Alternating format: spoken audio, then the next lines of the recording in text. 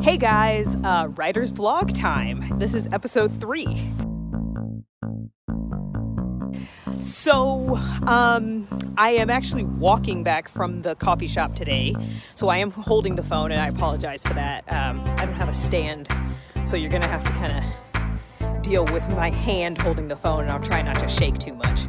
But, so I was able to walk up to the coffee shop, which is something that I always really like to do.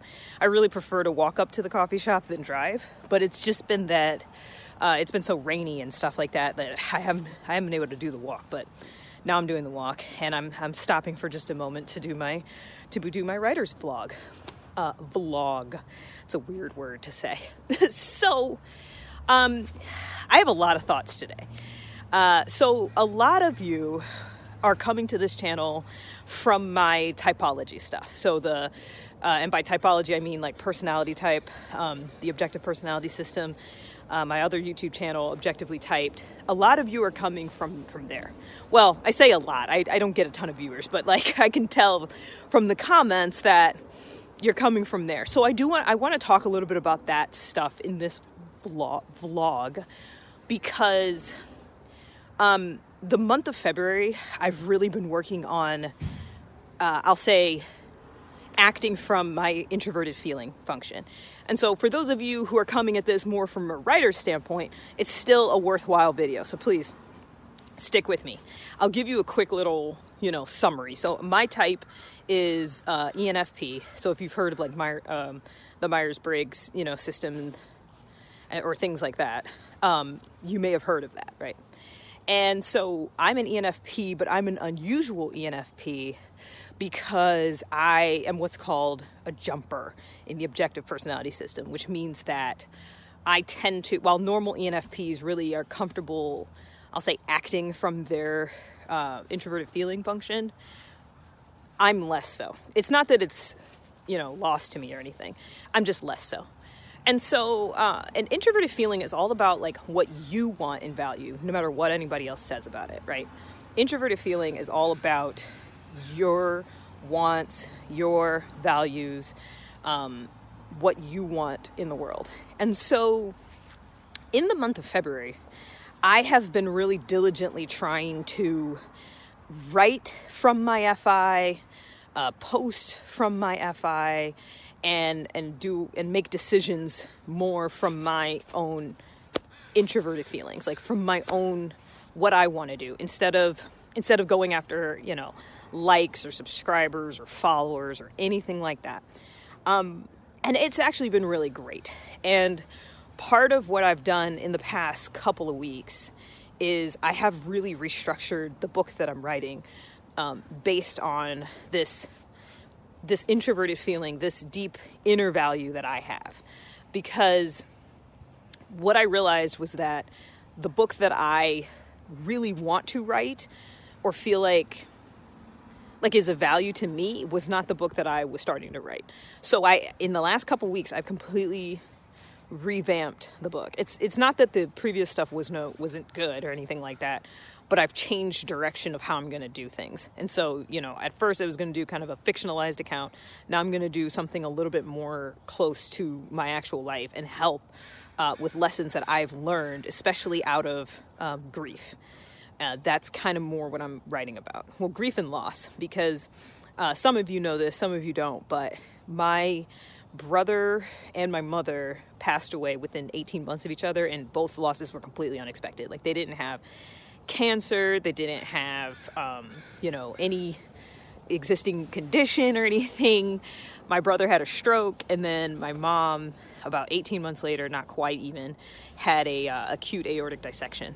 So totally out of nowhere. They both had like your average day, and then that was basically it. So this book is more I'll say intentionally about like the lessons that I've learned going through something like that. And so today's writing session was extremely emotional,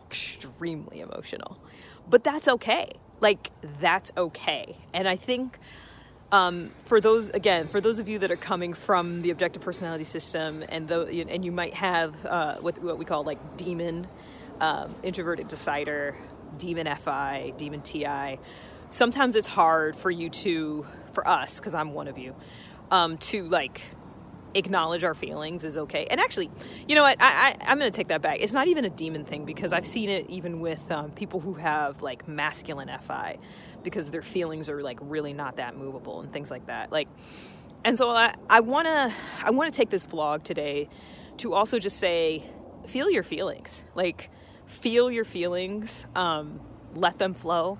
I was sitting at the Starbucks, like, basically in tears. Like, I had to get a little tissue. I still, like, a little thing. And I had to, like, from time to time, you know, bat my eyes a little bit, because this was bringing up a lot of emotion. And with me, with my functions, you know, my brand of sleep, which is kind of processing your known information, my brand of it is SI, FI. And so for us, those of us who have introverted sensing, my introverted sensing is very deep. My introverted sensing is I feel it. Like, so when I was writing about these experiences, they were all coming back. They were all coming back, like as if I was right back in those times.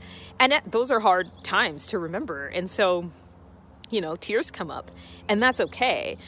You know, the only reason I didn't just like start to cry was because I was in a public place, and there was a lady next to me reading a newspaper about the coronavirus, you know, catching up on her coronavirus news, and I didn't want her to like come by and say like, "Are you okay? Like, are you okay?" Like, I'm fine, because it's okay to feel those feelings. It's okay to cry. And I know this might sound like, well, yeah, of course it's okay to cry, but I feel like it can't be overstated. I feel like there's still a lot of us, especially as adults, you know, especially sometimes as moms, as strong, independent people, confident people who don't feel comfortable expressing emotion.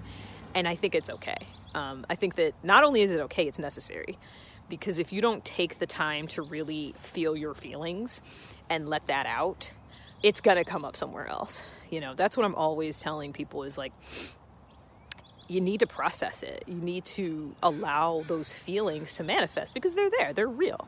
They're real, and they're valid. Like, feelings are very honest. That's what's kind of amazing about the human psyche, is that, you know, your feelings are genuine. Even if you think the cause isn't good enough, or if you think I shouldn't feel this way, or I should be over this, it doesn't matter. Those feelings are real.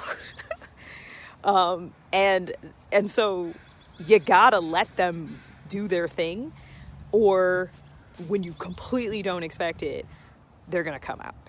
And so I did. I spent, even though it was a writing session, you know, it was, you know, getting some words on the page and everything, it was very cathartic as well, because I was kind of reliving and going back over my history of losing these loved ones, which is hard.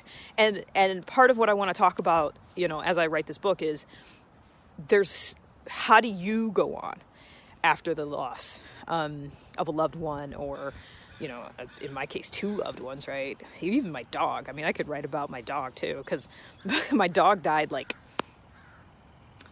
I think it was like less than a year before my brother. And it was also like it was like my first exposure to sudden loss, because my dog was totally fine. And then we rushed him to the ER, and it turned out that he had a blood tumor. And he essentially was going to bleed out. So we had to put our dog down. So it's like, you know, I've been through that, and there's the hardness of the loss, but then there's like, what do you do going forward? How do you live the rest of your life? And that's the kind of stuff I want to write about. That's the stuff that I deeply care about. So anyways, that's enough for the vlog today. See you guys next time. Bye.